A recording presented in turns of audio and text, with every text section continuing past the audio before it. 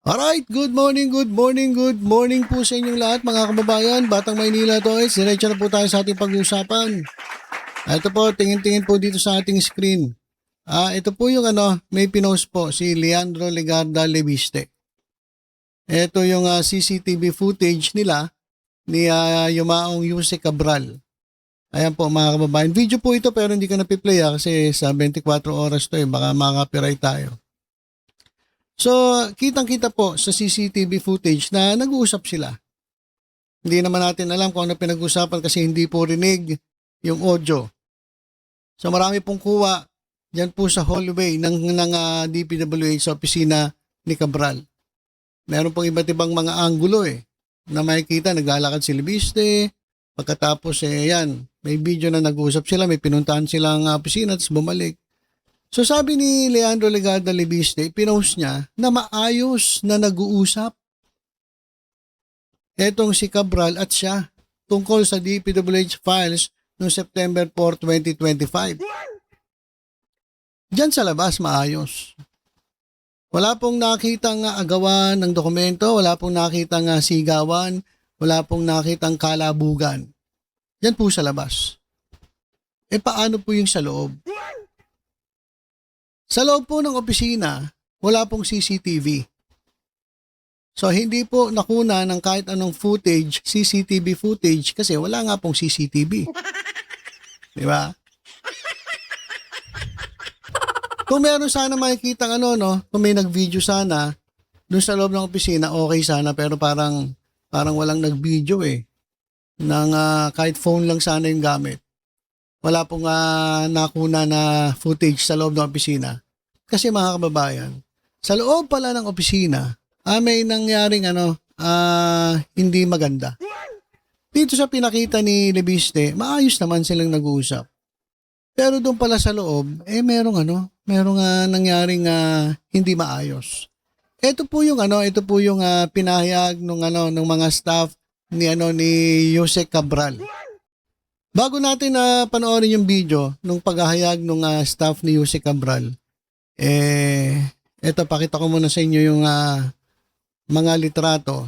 Ito po yung kamay ni Yuse Cabral at merong sugat. Saan nanggaling yung sugat? Dahil nga daw nasugatan yan noong nagkaroon ng agawan ng dokumento. Kasi kung kusang binigay mo yan, kusang hinand over mo yung mga dokumento, paano ka magkakasugat? So malamang nagkaroon ng hilahan yan. Diba? Nagkaroon ng medyo hindi magandang at nasugatan itong si Yuse Cabral.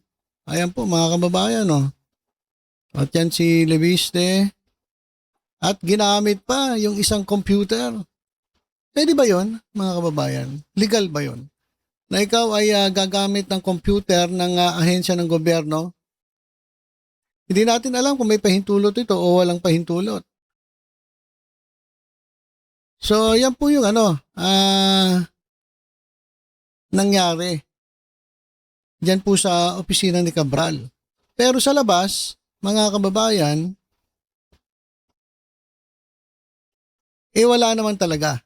Maayos nga daw nag-uusap, kaya ito yung pinost ni Leviste. Para ipakita sa tao na maayos sila nag-uusap. So, may style din talaga to. May style din talaga to. Ano man tawag dito? Tuso rin, mga kababayan. Pinakita niya yung CCTV footage nung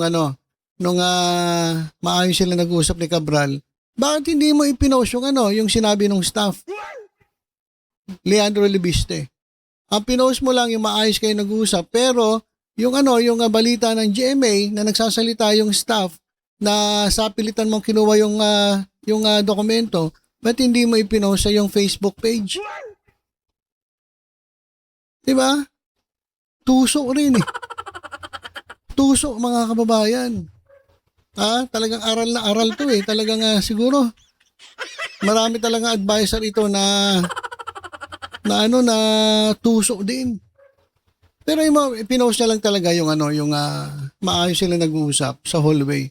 Pero yung report ni Joseph Morong na nagsalita, ito yun Ito mismo yung report na to Pinutol niya lang Hindi niya pinakita yung sinabi nung staff ni Jose Cabral na nagkaroon ng sapilitang pagkuha. Di ba? So talagang selective ito. Talagang ibang klase ka talaga, kungaw-ngaw. Ibang klase ka. So ito mga kababayan, yung pag-interview po doon sa staff ni Jose Cabral. Ano ba talaga yung nangyari sa loob? Kasi kitang-kita yung nasa labas, pinost pa nga ni Libiste. Pero ano ba yung nangyari sa loob? Ito mga kababayan. Kuha ito ng pagpunta ni Batangas 1st District Representative Leandro Leviste sa opisina ni dating Public Works and Highways Undersecretary Catalina Cabral noong September 4, 2025. Ayan si Libiste. Yan. Papasok po sa opisina ni Jose Cabral. Diyan po may mga CCTV footages kasi may CCTV diyan. Pero sa loob ng opisina, wala pong nakuha ng video. Sana nga po may lumabas kung ano talaga yung nangyari kahit sa cellphone.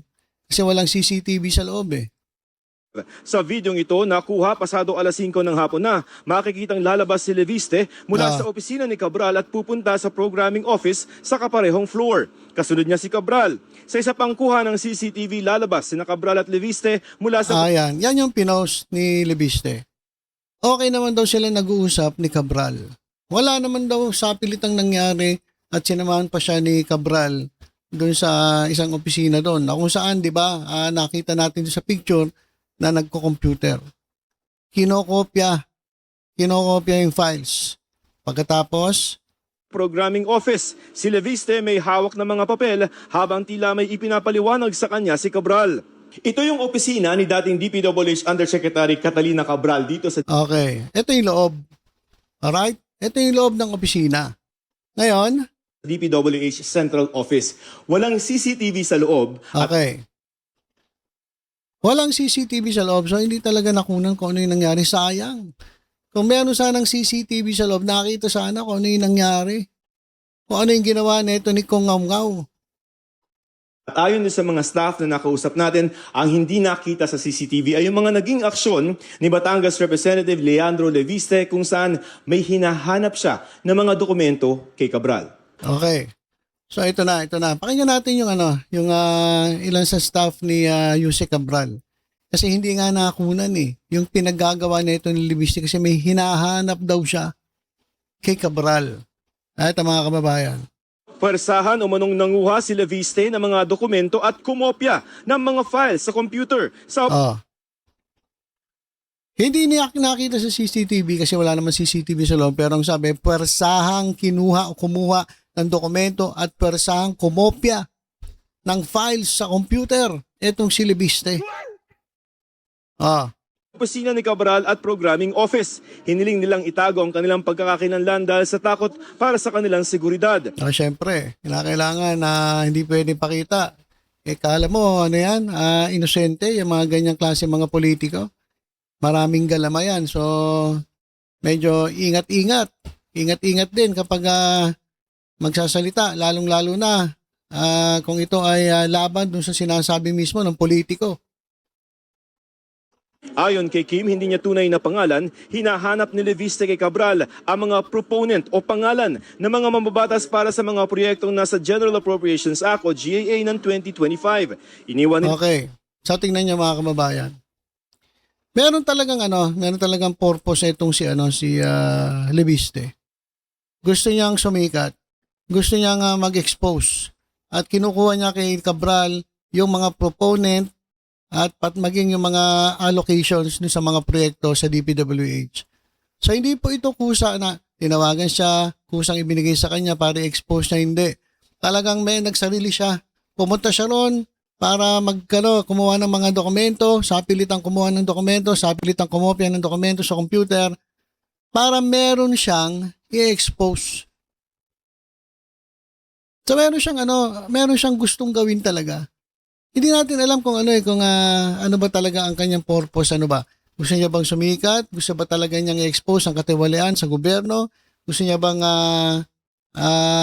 gumante sa administrasyon? Gusto niya bang gumante dun sa ilang mga kongresista na hindi niya siguro kasundo? O gusto niya ang dami-dami natin pwedeng isipin. Pero sariling sikap niya, gusto niya talagang kinuha nga niya kukunin niya sa pilitan. Hindi naman siya ata pinatawag diyan para, ito Libiste, ikaw na Kasi unang-una ano ba kinalaman ni Congressman Libiste? 'Di ba? Dapat yan ay trabaho na ng ICI at ng DPWH ni Secretary Vince Dizon. Pero ba't siya nakialam? So, talagang gusto niyang sumikat. Hindi natin alam kung ano ang balak niya sa 2028. Baka naman tatakbo sa mas mataas na posisyon kaya nagpapa-epal. So, ayun, di ba narinig naman natin? May hinahanap siya. Alright? Sila ang dalawa sa opisina ni Cabral pero maya-maya pa, Hanggang sa may narinig na lang po kami mga kalabog sa loob. So, syempre, Alright. So, narinig daw nila may mga kalabog sa loob. So, kapag may kalabog sa loob, ibig sabihin, may nangyayaring kaguluhan. Di ba? So, yung pinakita ni Libiste na tahimik lang sila nag-usap ni Cabral, sa labas yun. Pero sa loob mismo ng opisina, merong mga kalabog na nangyari. Sabi ng staff ni Jose Cabral. po, si ma'am po kasi may edad na din ho and medyo frail na din po kasi yung katawan ni Yusek dahil sa edad niya. Pumasok po kami, nakita po namin sa loob, parang si Kong po, kuha ng mga dokumento. Hawak niya po yung phone niya, tapos binivideohan niya po lahat ng mga papel. Tapos si ma'am po, parang Kong, wag naman, ano po bang kailangan nyo, prepare naman na. Tapos that was the time na medyo tumataas na po yung boses ni Kong. Okay. So, ang ginawa pala ni Kong, ayon dito sa salaysay ng staff ni Cabral, talagang hinaalungkat niya na yung mga papeles doon. Sabi ni Cabral, wag naman Kong kasi pwede naman na ibigay sa iyo eh. Pero ang ginawa niya talagang nagbibideo kung ano pinagagawa niya. Kumbaga, trespassing na yun eh. Trespassing na yun mga kababayan. Hindi mo, pwede ba yun? Legal ba yun? Napapasok ka sa isang opisina, kakalkalin mo yung mga dokumento, pipicturean mo, bibidyoan mo yung mga dokumento ng sapilitan. Pwede ba yun? Sabi niya po noon na, bakit may tinatago ba kayo? Ano to, public documents lahat to. Dapat hindi nyo to tinatago sa akin. Dapat binibigay nyo sa akin. may isang Okay. So, public documents daw. Ibigay mo kay Kong ngaw-ngaw. Ganun ba yun mga kababayan? Hindi ba bawal yun? Public documents nga yun pero sa DPWH yun. Wala kang karapatan yung isang congressman nakalkalin yung mga dokumento ron. Ano ka, meron ka bang search warrant para halukayin yung mga papeles doon? Inutusan ka ba ng korte? Binigyan ka ba ng authority ng korte o kahit nino man na halukayin, kalkalin yung mga dokumento doon, pagpipicturan? Against the will of the dun sa hepe ng opisina? Alam niyo mga kababayan, hindi naman po natin sinasabi na huwag ilabas yung mga dokumento. Hindi po ganun baka ma-misinterpret ninyo. Ang sinasabi natin, mali yung proseso, mali yung ginawa ni Libiste. Kasi, meron siyang sariling interest Pwede naman ibigay yan ni Cabral ng maayos. O kaya naman, si Cabral ang magbibigay dito kay Secretary Vince Dizon na may authority over DPWH, hindi itong si Libiste. Ano ba kinalaman ni Libiste yan? Gusto lang niya magpa-epal? Gusto niya siya yung sikat, siya ang maglalabas ng mga dokumentong yan. Hanggang ngayon, hindi niya nilalabas. Bakit? Mali-mali Mali-mali yun nakakuha niya siguro mali-mali. So, ayun po yung nangyari. Sa pilitan, nagkaalabugan. At nakiusap si Cabral na, wag naman Kong. Ibibigay naman namin sa iyo na maayos yan. Bakit kinakailangan mong sira, kalkalin o talagang pilitin na kunin yung mga dokumento dito? Bawal po kasi yun Alam ko bawal yun. Hindi po pwede yun. kataon ding nasugatan si Cabral dahil sa pakikipag-agawan ng dokumento kay Leviste. Nagkaroon na agawan. Hindi binigay ng kusa. Puwersahang kinuha ni Leviste yung mga dokumento. alam ko pwedeng kasuhan yung ganun eh. Bawal po yun eh. Pero mo, papasok ka sa isang opisina at pipilitin mong kunin yung mga dokumento, no, mga importanteng dokumento. Pwede kang kasuhan yan. Mamaya pag-usapan natin yung mangyayari kay DBC dahil dito. Alam ko paper cut. Nakikipag-agawan siya ng dokumento. Kay Yusek po, pagkapasok po namin, naalala ko po, yung kamay ni ma'am nakaganon, ang dami pong dugo sa damit niya, yung ibang papel po nun meron mga dugo din. Kasi alam niyo yung papel kasi matalas yan eh. Nakakasugat talaga yan eh. Pag naanoan ka, masusugatan ka. Yung mga papel, kala mo hindi nakakasugat yan. Maanohan ka ng papel. Ang hapdi nga niyan, mga kababayan eh. So malamang ganun yung nangyari sa sobrang agawan ay nasugatan. Itong si Cabral. Si Kong nagvi-video lang po. Nagtuloy-tuloy lang siya nagvi-video, nagte-take ng pictures. And then, doon na po kami nakiusap kay Kong na baka Kong pwedeng wag naman ganito. Wag naman. Kasi may sugat na po si ma'am eh. How was she reacting? Grabe. Grabe grabe pala ito si Kong Ngaw. Nasugatan na yung tao. Nakiusapan na siya ni Cabral. Pinakiusapan siya ng mga staff ni Cabral. Pero tuloy-tuloy pa rin sa pagbibideo. Ibang klase. Ibang klase, mga kababayan. Ibang klase. Wala ho. Nakatayo na lang po siya sa gilid. Tapos sabi niya na, tissue, ganun. Kasi may sugat ako. Hindi naman po si ma'am masigaw na tao eh. So parang nakikiusap lang siya kay Kong, please. Dito makikita na tila may bandage na sa kamay Okay, so ito na. Ito na yung paglabas at may bandage na yung kamay ni Cabral.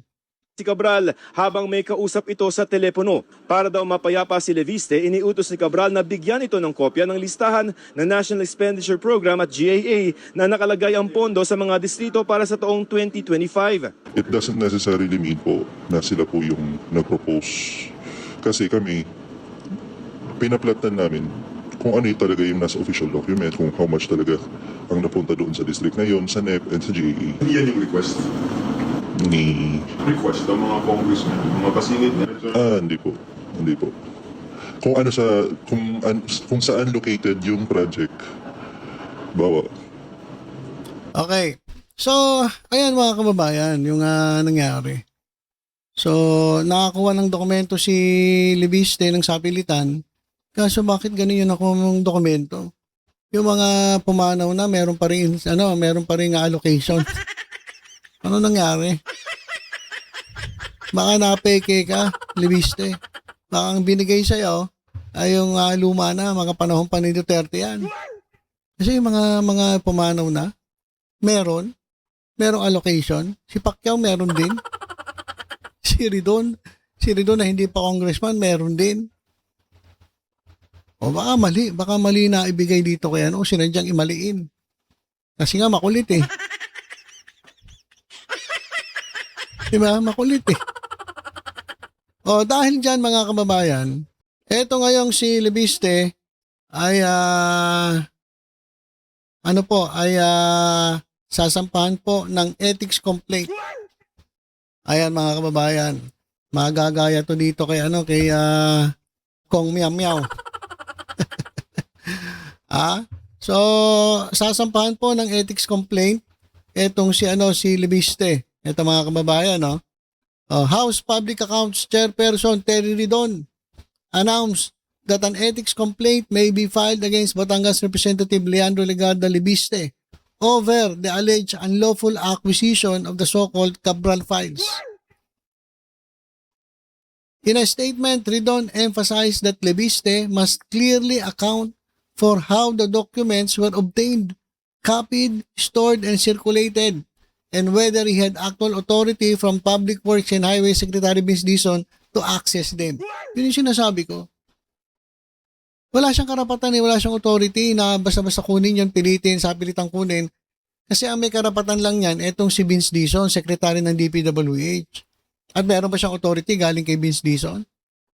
Binigyan ba siya ng authority? Kasi kung may authority siya, meron siyang papel na dala galing kay Vince Dizon at ibibigay lang kay Cabral. At si Cabral, magko-comply lang dun sa sulat ni Vince Dizon. Pero wala eh. Ang nangyari pa nga, nagkadabugan nagkaagawan pa Ibig sabihin, wala siyang authority. Kaya nga nagkaganon Kasi kung may authority siya galing kay Vince Dizon, kusang ibibigay yan. Hindi mo na kinakailangan pumunta dyan sa opisina ng Cabral at mag-picture-picture dyan. At sa pilitan, nagkasugatan pa. Ibig sabihin, wala siyang authority, walang binigay na authority ang pamunuan ng DPWH para kunin niya yung mga dokumento. So, nagkaroon na ng trespassing, nagkaroon pa ng illegal access doon sa mga dokumento. Oh. So, sabi ni Ridon, we cannot allow the House to become a venue where evidence is stored through questionable means and then laundered into legitimacy through publicity. Ayan mga kababayan. When the acquisition of the evidence itself is under question, institutions cannot afford to look the other way. Congress has a responsibility to protect the integrity of its processes, the rule of law, and the public trust. Ayan mga kababayan. So, sasampahan po malamang ng ethics complaint etong si Libiste. Lalo na ngayon sa naglalabasang mga reports, mga videos na talagang sapilitan niyang kinuha. Mali po yun Illegal po yun. Bawal po yun. At bilang isang kongresista, ay hindi tama yan. Kaya nga sabi ni Ridon, sasampahan niya ng ethics complaint etong si Libiste. At malamang at sa malamang, parehas na masususpinde etong dalawang kong. Si Kong Miao Miao suspendido na, tapos susunod si Kong Ngao Ngao, mga kababayan. Etong dalawang ito. Sabi nga dito sa post, itong dalawang ito, noong unang lumantad, akala ko against corruption. Yung pala, pro-Duterte. Pro-Duterte. Duterte pala nakasulat dito. Nakikipagsawsawan sa corruption kuno. Yung pala, kasapakat ng mga Duterte. Ang pot sa talaga mga politiko. Etong si Libiste may pinahuli pang bribe daw sa kanya. Yung pala grand entrance lang pala para tulungan ang mga Duterte na itaas sa unti-unting paglubog. Wala stick. Ayan. The power of Miao Miao and Ngao Ngao. Ayan. So, yan mga kababayan, update natin kay Libiste. So, pwede itong masuspinde katulad ni Kong Miao Miao. Dahil nga po, hindi tama po yun yung ginawa niya. Talagang booking na booking. Kahit nag-post pa siya, pinost pa niya maayos daw sila nag-uusap, mga kinemi-kinemi. Pero yung sa loob na nangyari sa opisina ni Cabral na nagkakalabugan, sugatan pa itong si Jose Cabral, pinakiusapan siya ng mga staff ni Cabral na pwede wag ganon kasi nanggugulo na Pero tuloy-tuloy pa rin siya video-video. Sige, video-video. Dapat nag-vlogger ka na lang Kasi hindi naman trabaho ng congressman yan Unang-una, wala kang authority para kunin yung mga files na ganon. Bawal po yun, mga kababayan. Bawal po yan. Okay? So, ilan po muna mga kababayan. Antayin natin kung ano ang update dito kay Libiste. Malamang ito ay masuspinde. Pwede pa nga ito makasuhan mga kababayan sa ginawa niya. Alright, so ilan po muna mga kababayan ang ating update. Tutok-tutok lang po dito sa Batang Maynila. To sa iba pang balita. Ingat po tayong lahat. God bless po.